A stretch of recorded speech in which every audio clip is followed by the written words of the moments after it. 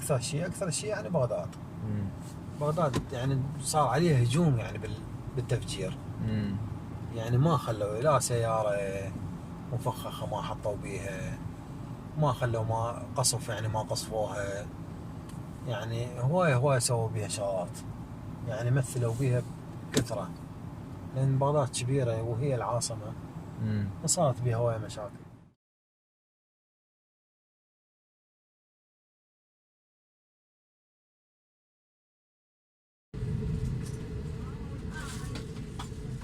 Iraq has always been a confusing topic to me. From a very young age, from the age that I started to understand words and concepts, I have been reminded on a daily basis about the atrocities that happened within and in relation to Iraq.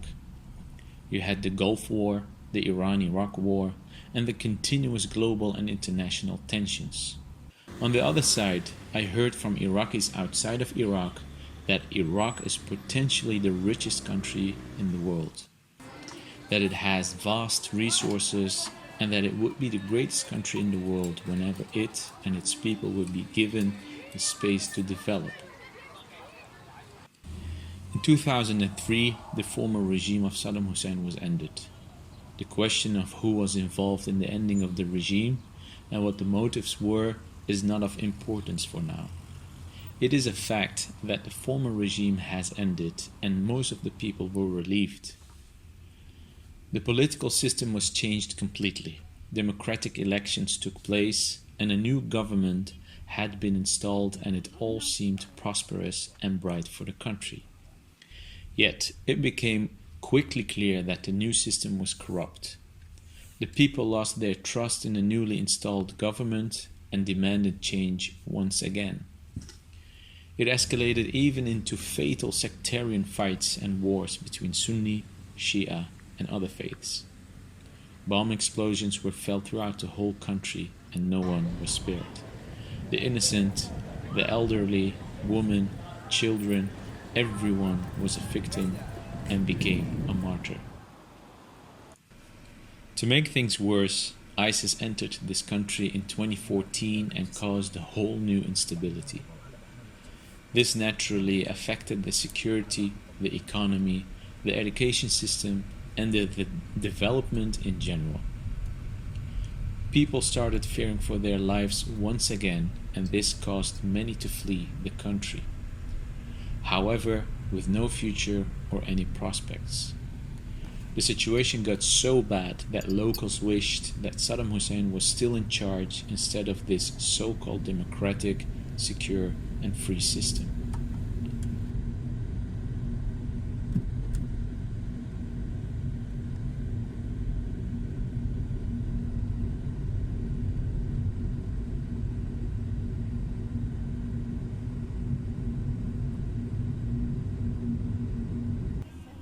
We are now in 2019 and it seems as if peace and stability is returning to the people.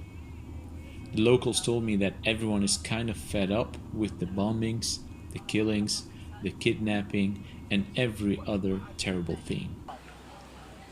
And for some mysterious reason, they rarely occur now.